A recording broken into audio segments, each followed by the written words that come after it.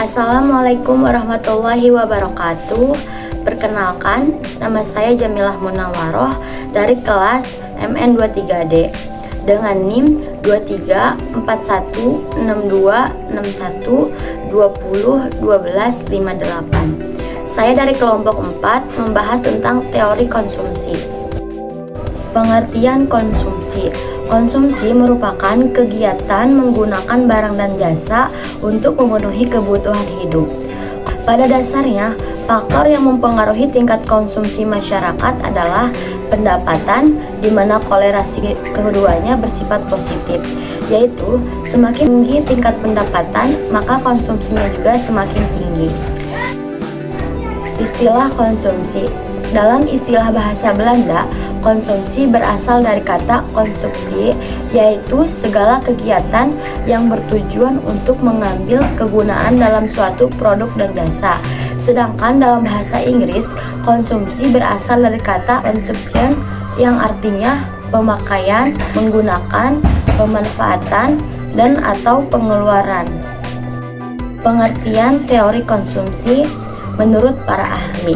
Yang pertama, teori konsumsi John Maynard Keynes. John Maynard Keynes berpendapat bahwa besarnya konsumsi rumah tangga tergantung dari pendapatan yang dihasilkan. Perbandingan antara besarnya konsumsi dan pendapatan disebut Keynes sebagai marginal proximity to consume atau disingkat dengan MPC. MPC ini digunakan untuk mengukur bahwa semakin besar pendapatan yang dimiliki, maka tingkat konsumsi rumah tangganya juga tinggi, dan begitu pula sebaliknya. Yang kedua, teori konsumsi hipotesis Franco-Modigliani.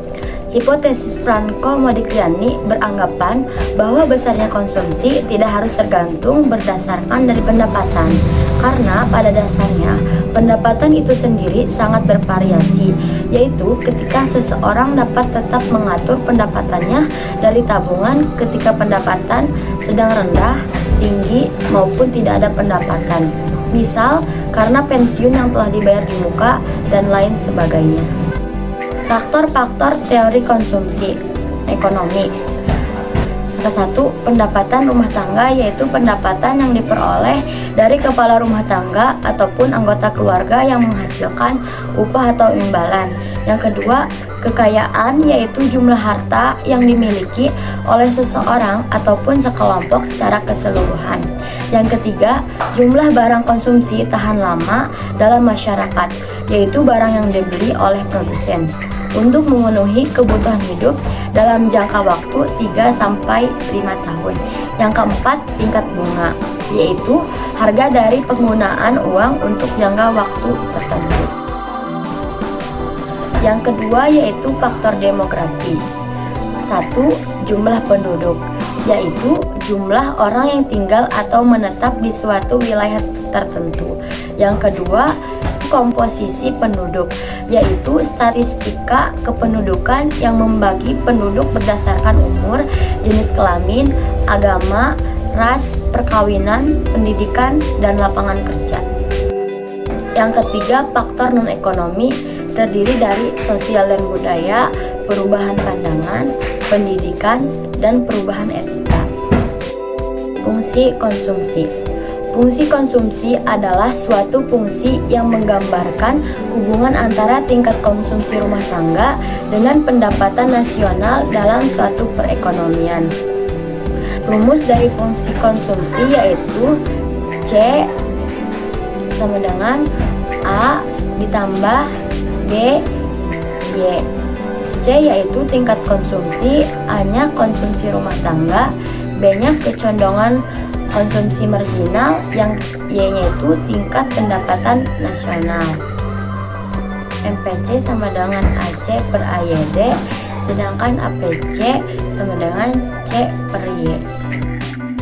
Contoh soal fungsi konsumsi yaitu pada tingkat pendapatan nasional per tahun 400 miliar, konsumsi per tahun 300 miliar, pada tingkat pendapatan nasional per tahun sebesar 500 miliar Besarnya konsumsi per tahun 350 miliar. Jawab A sama dengan APC dikurangi MPC kali Y. APC sama dengan C per Y, yaitu 400 per 500 sama dengan 0,8. MPC AC per AY 350 dikurangi 300 per 500 dikurangi 400 hasilnya 0,5. A sama dengan APC dikurangi MPC Y, 0,8 dikurangi 0,5 dikali 400, 0,3 dikali 400 hasilnya 120 miliar. C sama dengan A tambah B Y sama dengan itu 120 miliar ditambah 0,5 Y. Konsumsi dalam perspektif Islam. Dalam ekonomi Islam, konsumsi dikendalikan oleh 5 prinsip dasar, yaitu sebagai berikut. Yang pertama, prinsip keadilan. Syarat ini mengandung arti penting mengenai mencari rezeki halal dan tidak dilarang hukum. Yang kedua, prinsip kebersihan. Syarat yang kedua ini tercantum dalam Al-Quran maupun As-Sunnah tentang makanan. Harus baik atau cocok untuk dimakan, tidak kotor ataupun menjijikan sehingga merusak selera. Prinsip kemurahan hati.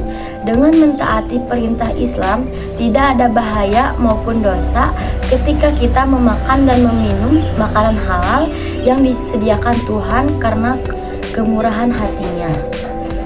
Prinsip moralitas. Bukan hanya mengenai makan dan minuman langsung, tetapi dengan tujuan terakhirnya, yakni untuk peningkatan atau kemajuan nilai-nilai moral dan spiritual. Sekian presentasi yang dapat saya sampaikan.